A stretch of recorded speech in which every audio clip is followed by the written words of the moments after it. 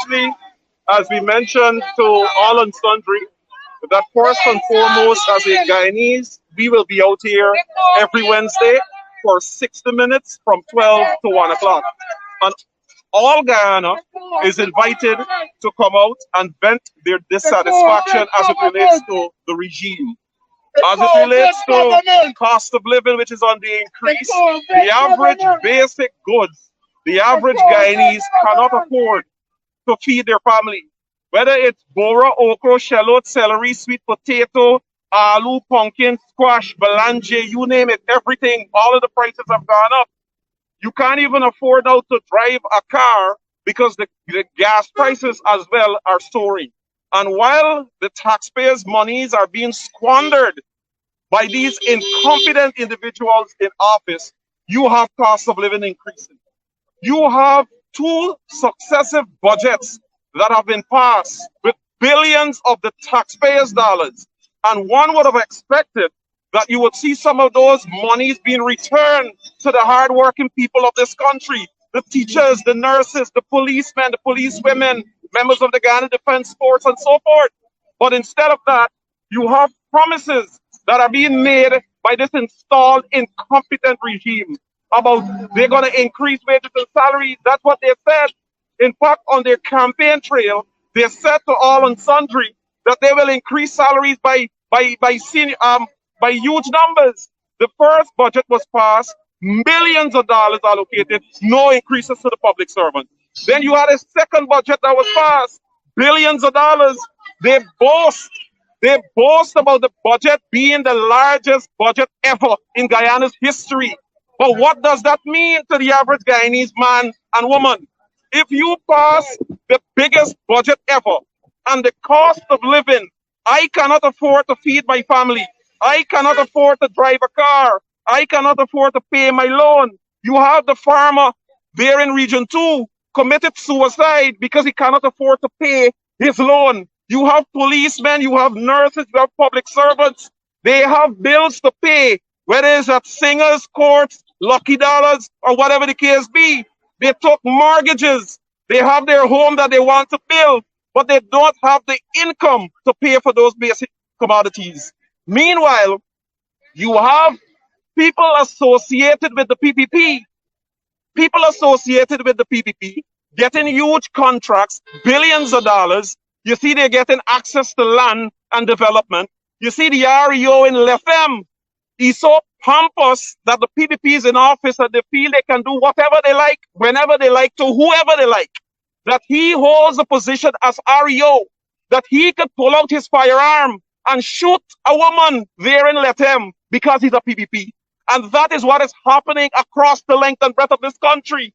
You saw just a few days ago the accident there in West Coast Babis, which involved a senior member of the Ministry of Finance. And I bet you we will not hear nothing. We wouldn't hear about a charge being instituted against that individual. You saw there at Breeden Hoop when the policemen were trying to detain a driver, and the driver bit live on TV, bite that police officer, and to date, that person has not been prosecuted. But then you got the PPP using the Ghana police force to put fear and intimidation in people. That myself and Annette Ferguson, from top charge about illegal possession while we were walking on the pavement on Regent Street. And that constitutes illegal possession. But that is how dictators operate. And as we said before, Guyana at the time, we were looking at a creeping dictatorship. But we have since gone past that because we are full in a dictatorship now, in which the voices of the people, the voices of the opposition, they're trying to suppress those voices. Look out here on a national holiday. You have citizens from different parts of this country exercising their democratic right. And we have seen no less than a party of about 35 policemen between this space, between this small group of people. And why is that so? Because they want to instill fear and intimidation in the people. I want to bring this point to you now. When we talk about this dictatorship that Guyana now has, in which the voices of the opposition, they're trying to suppress it. The Prime Minister of this country, Mark Phillips, who has responsibility with the National Task Force, will allow the Ministry of Housing just a few days ago to host a housing drive in Linden, in which you had no less than 700 people gathered together under a tent. And they grant them permission to do that. You have the National Insurance Scheme with Onish Waldron and Ashley Singh going out throughout this country, gathering hundreds of people together in one space, and they have permission to do that. But when the opposition applied, and we deliberately did so because we wanted to see what will happen, when the opposition applied for permission to use a noisy instrument to speak to the people who would be shopping in border markets, they denied that permission, and they said because of the COVID protocols.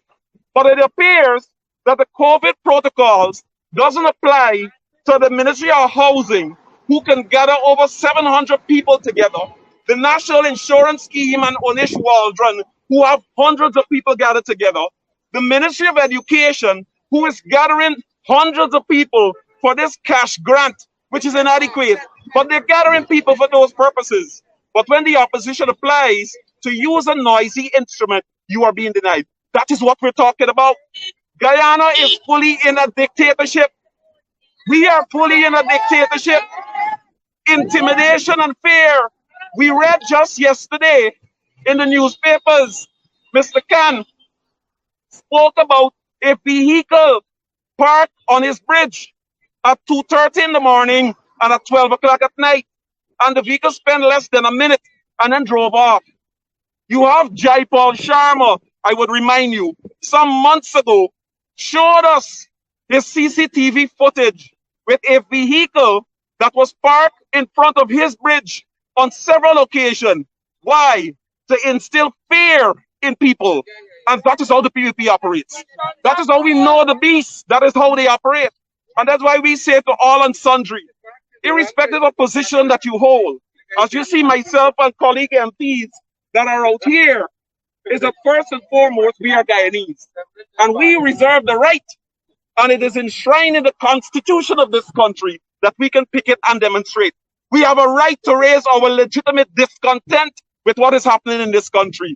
And we praise the persons who are out here today, some of which came all the way from Blankenberg in Region 3. Some came from the East Coast. You have MP Fitzroy Jordan, who is here all the way from West Coast Berbice, to be part of a 60 minutes demonstration to bring attention to what is happening in this country. But it starts with a single step, and that step will get greater. And we know the numbers, as we've seen it here today, has increased exponentially.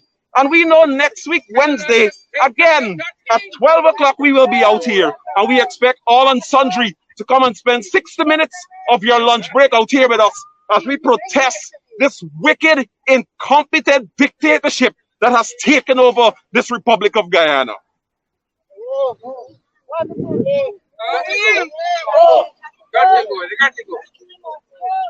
Gotta go.